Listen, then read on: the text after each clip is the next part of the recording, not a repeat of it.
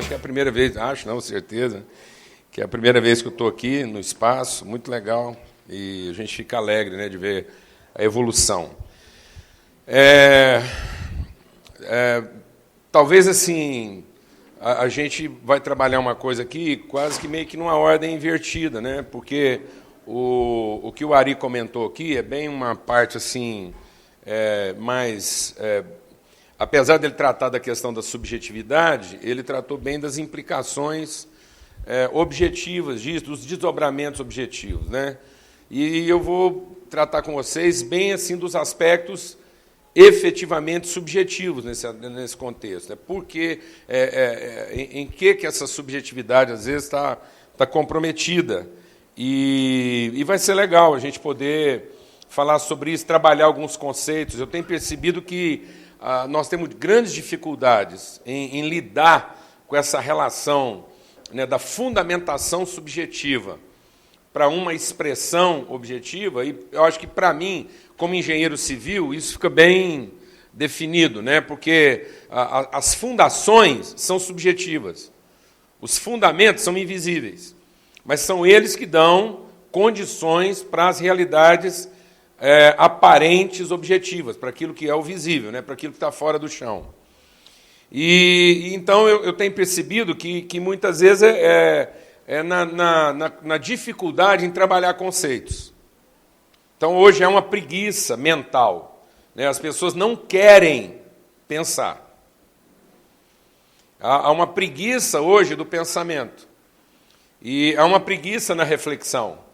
O movimento comunista, citado pelo Ari, uma das grandes características é porque ele foi trabalhar meio que uma forma também de retiro para a reflexão. Mas não era também o retiro do monastério, daquela coisa do isolamento. Era um retiro comunitário, ou seja, a comunidade resolveu pensar junto.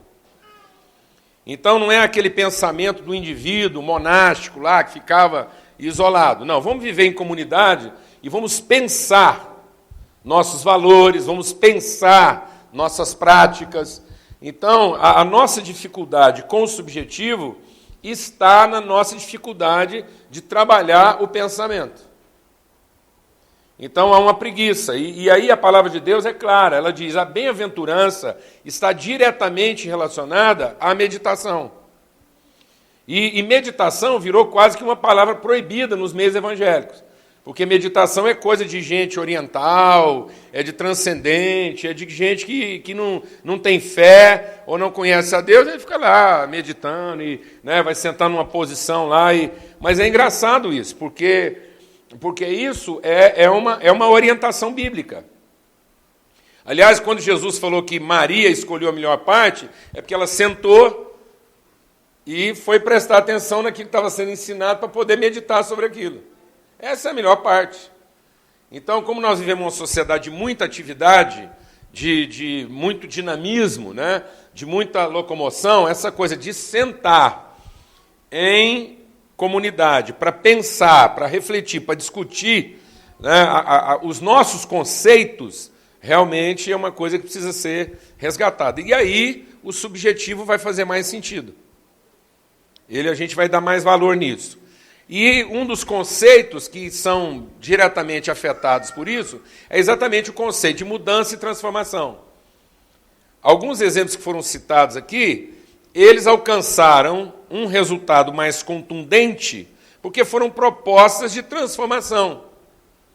Ou seja, há um confronto da maneira de pensar, mais do que propriamente um confronto das práticas. Quando aquela mulher sentou no ônibus, ela não estava questionando propriamente a prática. Talvez a grande pergunta que ela estava fazendo é por que as coisas têm que ser assim? Por que tem que ser dessa maneira se tem tanto lugar vazio? Então ela está questionando o pensamento, ela está questionando o conceito de direito, né? O conceito de relação, o conceito de lugar, o conceito de sentar, né? Então, e ela era mais velha, o que chocou é porque era um cara mais novo que estava querendo o direito de uma pessoa mais velha. Então, há um direito que era anterior ao direito da cor. que era o direito do ancião sobre o direito do mais novo. Então, ela está questionando uma maneira de pensar, e isso vai afetar. Então, é esse questionamento do pensamento que tem que estar na nossa vida. Nós temos que questionar os conceitos, porque nós estamos vivendo uma fé burra.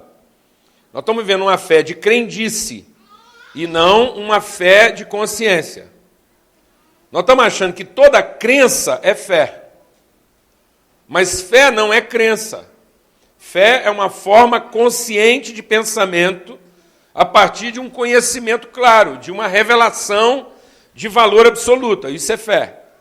Então, a crença é a forma como eu projeto a minha credibilidade em favor de alguma coisa que eu não conheço totalmente. Então, a crença ela está muito mais fundamentada no valor da minha credibilidade, ou seja, eu estou emprestando minha credibilidade para alguém que é totalmente subjetivo. Eu é que estou validando. Então, na crença, quem valida o Deus sou eu. Alguém está entendendo o que eu estou dizendo aqui? Agora, a fé não é uma crença. A fé é uma consciência que se forma a partir de uma revelação. Então, a fé tem a ver com uma transformação do entendimento. E não dos dogmas. Por isso que Paulo diz que a gente só vai alcançar realmente aquilo que é a perfeita e boa vontade de Deus se eu for transformado pela renovação do entendimento. Há que ter uma reflexão.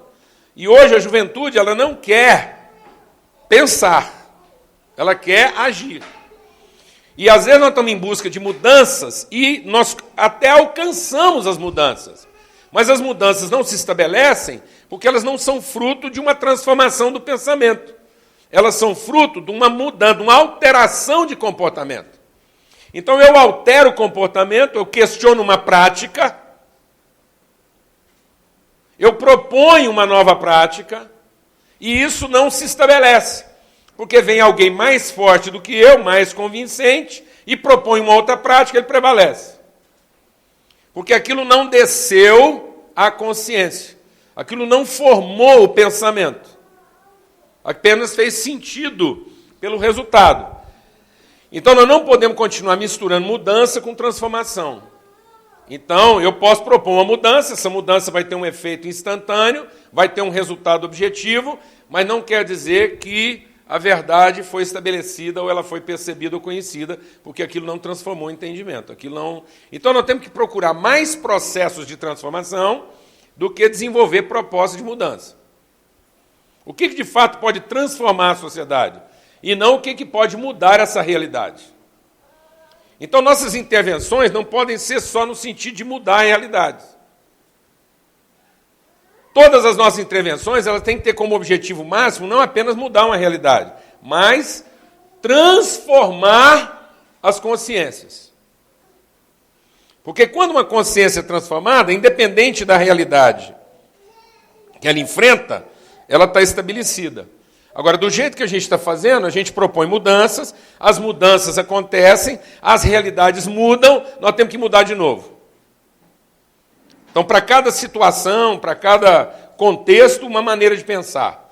Então, é por isso que hoje as pessoas têm muita dificuldade de conviver em ambientes culturais distintos dos seus. Então, o mundo, nessa preguiça de pensar, ele está voltando a uma segmentação tribal. Onde eu só me dou bem, me sinto seguro, se eu estiver exclusivamente dentro da minha realidade cultural. Ou seja, nós estamos fazendo a totalização da parte. Como se a parte, em algum momento, pudesse ser todo. Então, eu vou lá e eu harmonizo as práticas.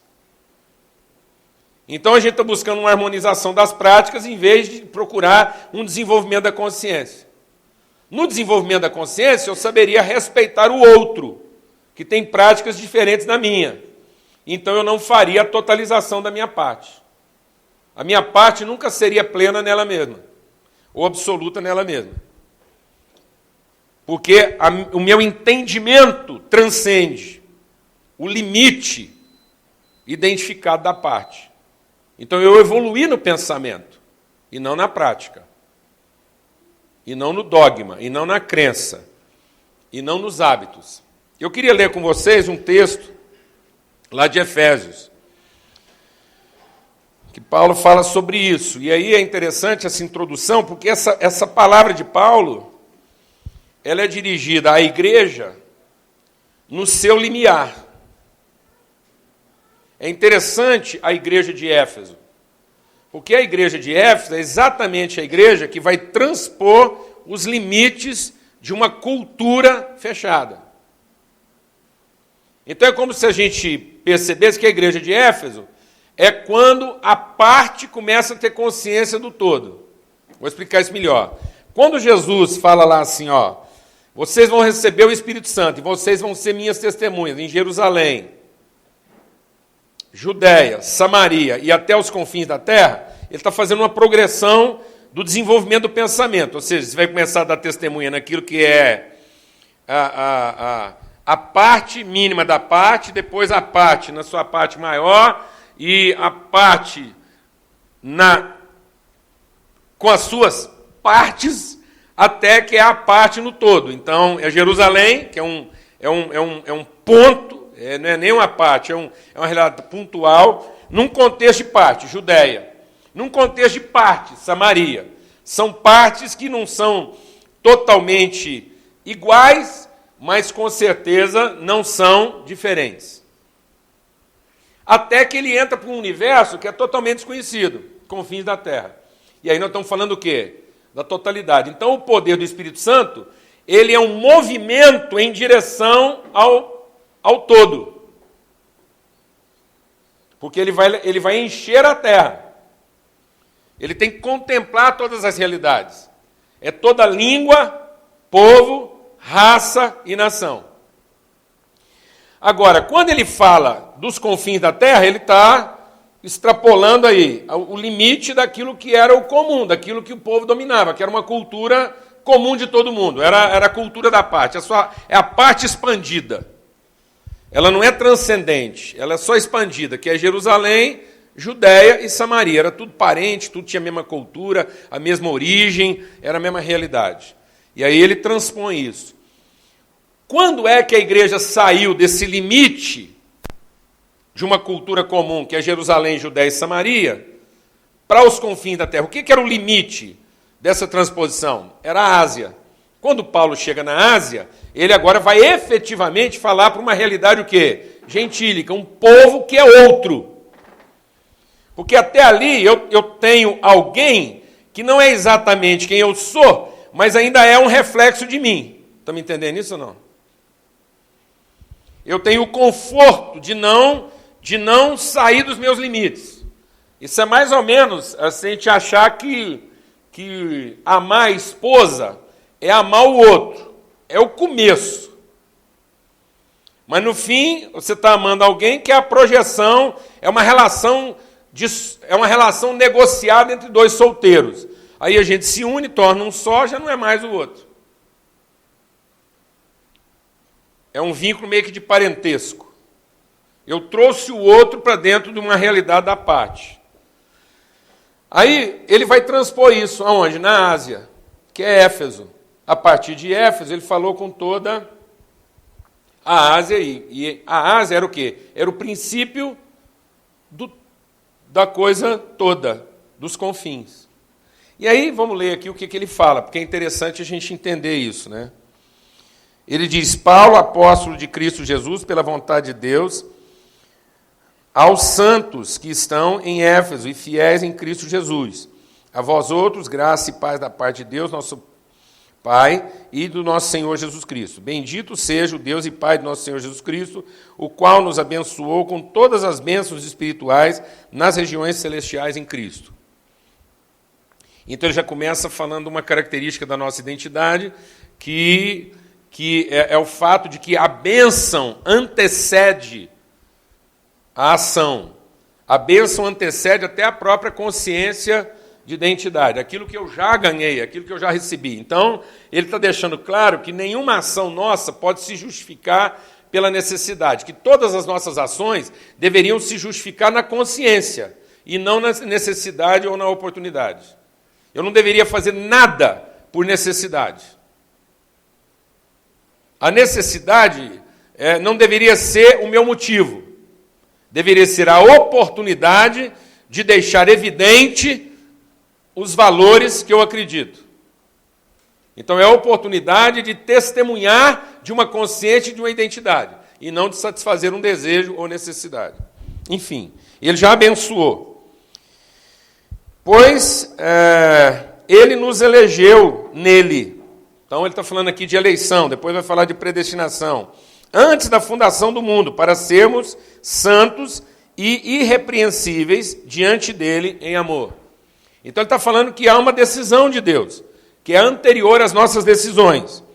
E aí ele diz, e ele nos predestinou para sermos filhos de adoção por Jesus Cristo, para si mesmo, segundo o beneplácito da sua vontade,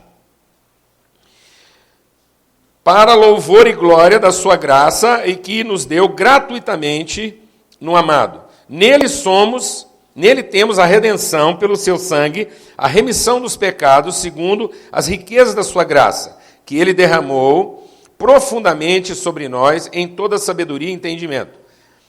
E desvendou-nos o mistério da sua vontade, segundo o beneplácito que propusera em Cristo, de fazer convergir em Cristo todas as coisas. Então, agora, de novo, ele vai falar de totalidade. Na dispensação da plenitude dos tempos, tanto que estão nos céus como as que estão na terra. Nele, digo, em quem também fomos feitos herança, havendo sido predestinados conforme o propósito daquele que faz todas as coisas segundo o conselho da sua vontade, a fim de sermos, para louvor da sua glória, nós os que de antemão esperamos em Cristo. E também nele, também nele que vocês estão, depois que ouviram a palavra da verdade, o evangelho da vossa salvação, tendo nele crido, fossem selados com o Espírito Santo da promessa, o qual é o penhor da nossa herança, para a redenção da propriedade de Deus em louvor da sua glória. Pelo que, ouvindo eu também falar da fé que entre vocês há no Senhor Jesus e do vosso amor para com todos os santos, não cesso de dar graça a Deus por vocês, lembrando de vocês nas minhas orações, para que o Deus de nosso Senhor Jesus Cristo, Pai da glória, vos dê em seu conhecimento o espírito de sabedoria e revelação. Oro também para que sejam iluminados os olhos do vosso entendimento, para que saibam compreender qual seja a esperança da vossa vocação e quais as riquezas da glória da sua herança nos santos. Vamos parar por aí. Então, Paulo está dizendo que há um risco de que eu desfrute de uma condição de fé que ainda não evoluiu totalmente para uma condição de consciência absoluta. Ele está falando, olha, eu louvo a Deus porque já há fé em vocês, mas essa fé precisa ser desenvolvida, ela precisa melhorar. Eu oro para que agora vocês tenham um tal grau de consciência, de reflexão, de meditação, que os olhos do entendimento de vocês sejam iluminados, para que vocês possam entender o propósito dessa fé. E às vezes nós temos uma fé, mas ainda nós não entendemos direito, ou seja, a gente tem uma relação com Deus de fé, temos uma experiência de fé com Deus, vimos o resultado dessa fé, mas ainda não entendemos direito o propósito dessa fé. E é por isso que ele começa falando o quê? De eleição, de predestinação, de destino e de vontade de Deus. O que isso tem a ver com o nosso assunto aqui? É o seguinte, primeiro a gente precisa entender alguma coisa a respeito de Deus. Deus é todo-poderoso, é soberano. Então, ele sendo soberano, essa é uma característica do seu ser. Ele é absoluto em vontade. Ele é pleno. Deus não precisava de mais nada.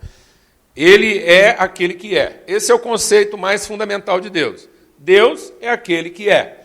Sendo ele quem ele é, ele não precisava fazer nada, nem ter coisa alguma, e não precisava de outra coisa além de si próprio. Então, ele é suficiente, livre e absoluto. Só que eu preciso entender que esse ser tem uma vontade. E como é a vontade de um ser absoluto, ela podia ser dirigida em qualquer direção. Por exemplo, Deus podia ter resolvido ser mentiroso. E ninguém ia poder contrariar ele. Deus podia ter resolvido que 2 mais 2 é 5 e não 4. E você não ia poder fazer nada. Ele podia ter resolvido que prostituição era uma bênção, em vez de ser pecado.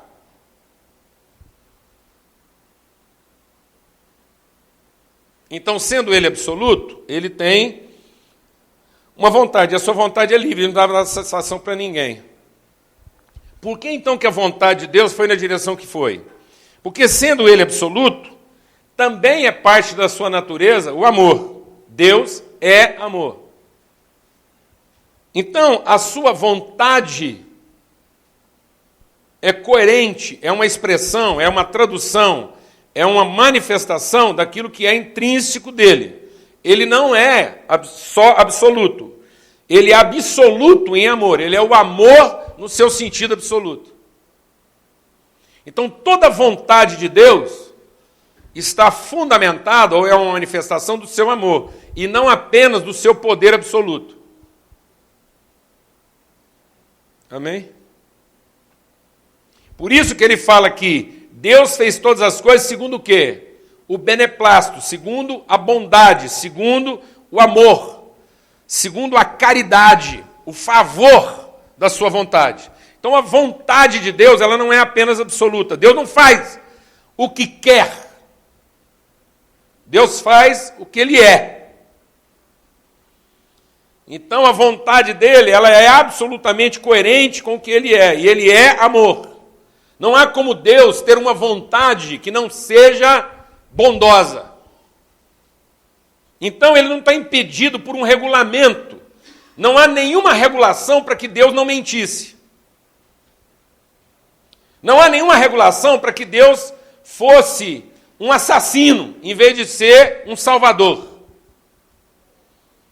Por que Deus não destruiu todo mundo, em vez de tentar salvar? Ele podia ser um Deus cruel, despótico. Ele tinha poder para isso. E estava livre. Ele não ia prestar contas a ninguém. Então, nenhuma regulação, nenhuma restrição a Deus veio de fora. Ele não ficou constrangido por ninguém fora dele. Quer dizer, mas isso aí que o senhor está fazendo não está certo. Como alguém se levanta e diz assim, isso não é justo. Onde está Deus? Por que ele está deixando isso acontecer? Ele não tinha poder para fazer diferente? Tinha. E tem. Agora, o que faz com que eu olhe para a vontade de Deus e não fique perturbado de pensar que Deus tinha poder para fazer de outro jeito e não está fazendo? Porque ele não está regido pela culpa. Ele não está regido por uma prestação de contas, no sentido dele ter que dar satisfação para a gente. Não há nenhum tipo de pressão externa a Deus. Toda a pressão que Deus sofre para ser o que ele é e fazer as coisas como ele faz, vem dentro dele. Vem dele mesmo, que é a sua bondade, é o seu amor. É isso que impediu, Deus impediu ele mesmo de querer mentir. Então, em momento algum, Deus pensou em ser um Deus mentiroso, ou cruel, ou despótico. Mas não porque alguém dissesse para ele que isso não estava certo. Então não é uma questão de certo ou errado. Está vendo? Não é uma questão das práticas. É uma questão de ser coerente com a sua própria identidade, a quem ele é. Então Deus fez todas as coisas por causa da sua vontade. E essa vontade, ela é uma vontade gerada em amor, em bondade. Sendo ela gerada em amor, e por ser em amor, ela tinha que transcender um interesse exclusivamente próprio. Então, a primeira vontade de Deus foi querer ser parte de um todo, sendo ele um todo absoluto. Então, existe um valor intrínseco da parte, porque o próprio Deus segmentou a sua natureza em partes, sem deixar de ser todo. E por que ele se distribuiu em partes? Para revelar o seu amor. Porque o amor se revela em direção ao outro e não em direção a si próprio. Então, um Deus que era sozinho, gerou uma parte de si mesmo, sem se fragmentar. Amém, mano? E deu condições para que essa parte gerasse outras partes, sem, contudo, se fragmentar. Amém? De modo que as partes de Deus não são fragmentos de Deus. São expressões distintas da sua totalidade.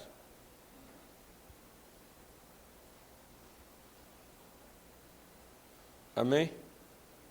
Então, há um valor absoluto na parte. Mas a parte nunca será nela mesma um todo.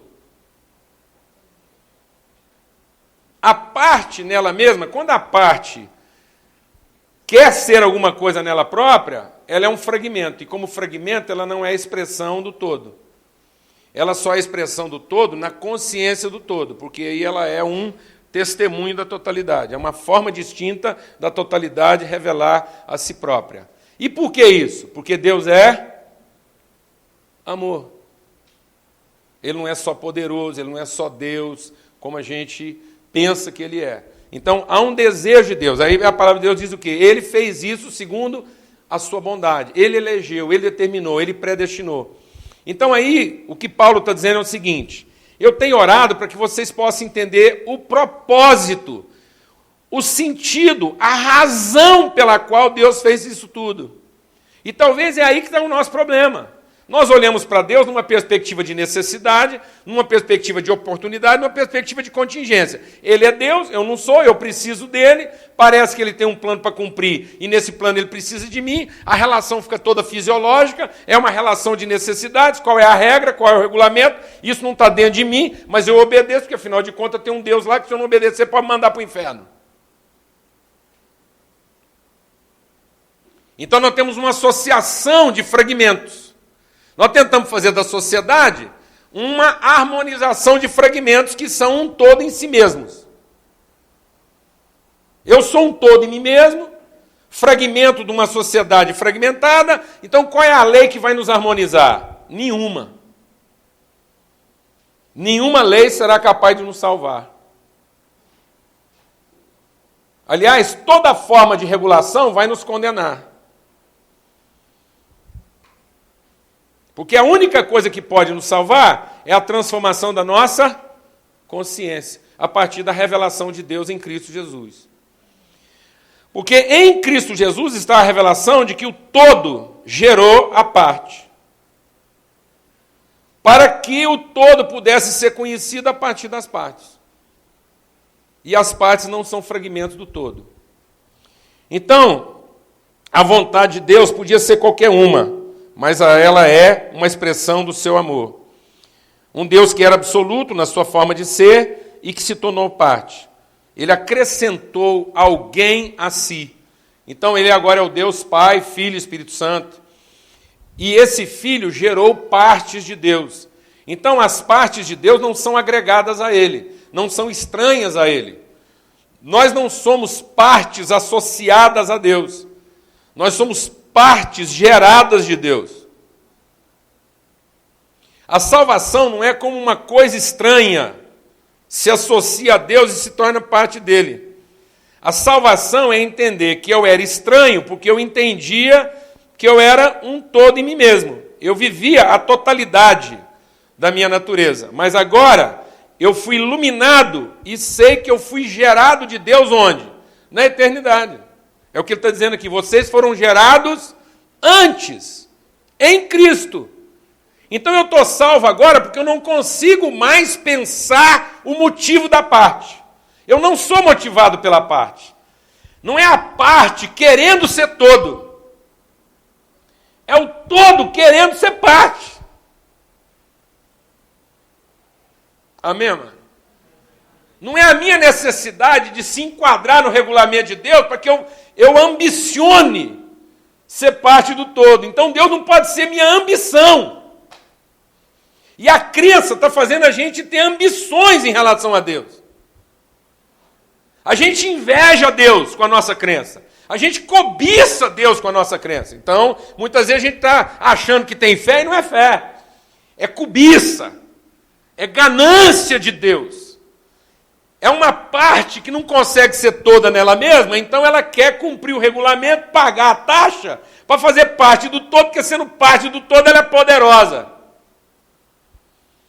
É a ideia satânica de que a união faz a força. E aí eu quero ser parte da maioria. Aí você vai entendendo por que quando o cara entra num contexto em que ele tem quantidade suficiente de partes para enfrentar o todo, ele se sente poderoso. Porque agora ele tem uma tribo que o defenda. Ele totalizou a parte. Ele não entendeu a parte gerada do todo, ele está entendendo o todo gerado da parte. É como se a parte é que fizesse o todo. Eu empresto a minha crença para as partes e as nossas partes se tornam um todo. Isso é diabólico, isso é Babilônia. Agora eu vou entender que o todo, no seu amor, tem como vontade se expressar através das partes. E apesar das partes, continuar sendo o quê? Todo. Então o que me salva? A consciência do todo. Eu nunca vou estar efetivamente salvo enquanto eu não tiver consciência do quê? Do todo que gerou a parte. A parte só vai ter sentido quando ela tiver consciência do todo. Mas o todo não vai fazer sentido a partir das carências da parte. Deus vai sempre ser um arremedo das minhas carências toda vez que eu quiser gerar o todo a partir das necessidades da parte. Então isso aqui pode ser um mosaico de deuses, em que, sem perceber, nós estamos fazendo os nossos deuses conviverem juntos. Vamos pôr os nossos deuses juntos e vamos fazer os nossos deuses serem amigos, e aí a gente consegue conviver. Se a gente perceber que, na verdade, cada um aqui crê num Deus de um jeito. Mas como eles são deuses, são bonzinhos, eles se harmonizam e aí permite que a gente seja amigo. Quem está entendendo o que eu estou falando aqui? Então a sociedade está tentando produzir como é que chama lá quando tem lá fugiu a palavra aqui, um armistício, né? De deuses. Oi? É um Olimpo, mas um armistício, lá, quando faz agora lá um cessar-fogo. Então vamos produzir um cessar-fogo, mas cada um continua com a sua compreensão de Deus. E aí a gente não quer sentar, meditar, refletir, colocar nossas crenças na mesa e no fim ter uma unidade de quê? De fé e dizer, puxa, há um Deus que é único. E que, apesar dessa multiplicidade de partes, o coração e a mente dele é a mesma. Nós vamos ter práticas diferentes, mas no fim vamos ter o mesmo espírito, a mesma motivação e a mesma mente. Isso não é um convívio pacífico. Isso é uma paz no convívio. Amém, amado? Não são as concessões que eu tenho que fazer a seu favor. Eu não tenho que fazer concessões para você, nem você para mim. Eu tenho uma consciência de quem você é. Sem que a gente tenha que fazer concessões. Às vezes, nós vamos ter que radicalizar. Às vezes, nós podíamos ser mais radicais se a gente tivesse mais consciência. As partes poderiam ser mais caracterizadamente partes. A gente não precisava ir quebrando as quinas das partes. Isso não tinha que ser um encontro de redondos. Quem está entendendo o que eu estou falando?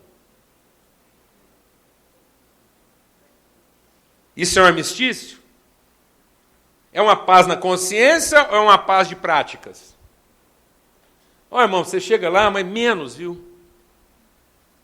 Não, o legal seria, a gente tem tanta consciência que a gente diz, irmão, chega lá e mais. Me desafia, me estica, me dilata, me estende, me radicaliza, me leva aos meus extremos.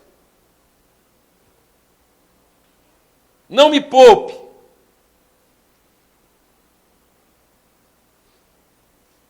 Amém? Me respeite o suficiente para não se conformar comigo.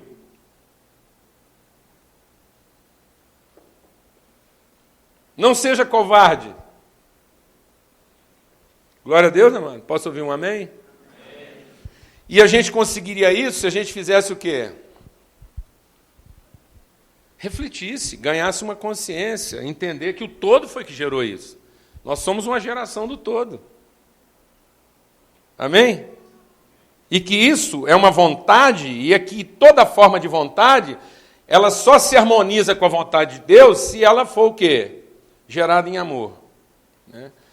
Então, a salvação para uma vontade, ela está na harmonização do seu propósito. Então, a minha vontade, ela é salva na medida em que ela está dentro do mesmo propósito. Toda vez que a vontade caminha para mim mesmo, ela está perdida. Porque ela está tentando a salvação da parte e não a consciência do todo. Então, Jesus é o nosso Salvador porque Ele é o nosso Senhor. Ele não vai ser Senhor porque é o meu Salvador. Jesus não se torna meu Senhor porque me salvou, porque salvou a parte. Não, Jesus é o meu Salvador porque Ele é o Senhor da parte. Então é a consciência de que a parte não tem uma vontade que seja absolutamente própria que produz a minha salvação. Então eu estou querendo ser salvo para depois ter consciência do todo. Então nós estamos entrando invertido no processo. Eu primeiro legitimo a individualidade para depois submetê-la à relação? Não, amado. Eu legitimo a relação e agora eu vou castigar a individualidade, eu vou trazê-la sob cabresto. O que vai disciplinar a nossa individualidade? A consciência do todo. Então a consciência do todo tem que entrar primeiro. Por isso que o Salvador é Cristo, alguém que não pensou em quem? Em si mesmo. O que me salva? Ver alguém que, sendo Deus, não pensou em si próprio. O que me salva? Ver alguém que, podendo ser absoluto na parte, preferiu continuar sendo parte. Glória a Deus. Não. Se alguém podia ter salvado a parte, era Jesus, mas ele preferiu renunciar à parte para salvar quem? O todo. Então é isso que me salva. E não um Salvador que veio salvar quem? Enquanto Jesus for o Salvador das partes, nós continuamos perdidos. Amém, mano? Por isso que nós estamos tendo dificuldade como igreja. Acabou aí, né?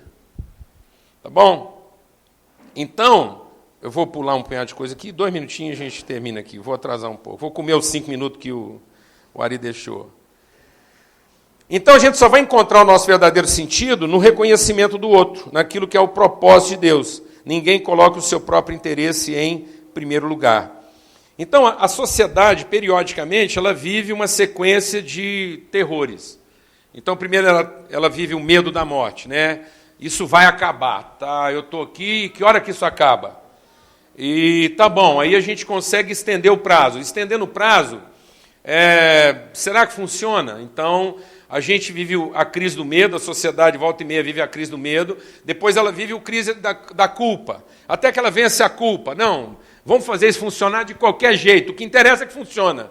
E depois, ela mesmo sabendo que pode não acabar tão cedo, e mesmo funcionando mais ou menos, qual é o sentido disso? Para onde isso aponta? Onde é que isso vai me levar? Então, talvez a grande crise da nossa geração, e principalmente da geração de vocês hoje, já não seja mais o medo. E certamente a crise já não é mais a culpa. Ninguém está aqui com medo de morrer. E muito menos com muita culpa de fazer o que está fazendo. Talvez a grande pergunta hoje seja, tá bom, não acabou, está funcionando mais ou menos, mas para onde é que isso leva? Então, está vendo? O instante último da salvação não é salvar para que não se perca. não é salvar para que funcione. Eu posso salvar e isso não se perder, não morrer. E aí? Se não morrer, vai funcionar? Bem ou mal vai funcionar. Mas para onde é que isso vai levar? Vai me devolver para mim mesmo? Eu vou construir um castelo para a parte? E aí eu não morri, eu não tenho culpa, mas também não tenho consciência. Não sei quem sou e muito menos qual o propósito de ser quem eu sou. Porque eu não entendi a coisa pela sua concepção, pela sua origem, pelo seu significado maior, que era a consciência plena de Deus, a consciência do todo, da totalidade na relação das partes. A parte fora do contexto do todo é um fragmento, no contexto do todo é uma expressão, né? E, bom, depois a gente vai ter pergunta aí, a gente pode continuar falando sobre isso. Só queria dizer que não há salvação para a parte. Não há ninguém individualmente salvo. Se alguém pensa que conquistou sua própria salvação, continua irremediavelmente perdido. Deus não salva indivíduos, Deus salva relações. Deus salva a consciência e não a individualidade. A morte não está na sobrevivência da parte, mas na redenção da parte. A parte tem que ser redimida de ser parte para ter consciência de todo. Isso é a salvação. Então, a salvação não é preservar a parte e levar uma parte individualizada para o céu. A salvação é a consciência que nós ganhamos aqui do todo, da plenitude de Deus, do amor de Deus na sua totalidade. Amém?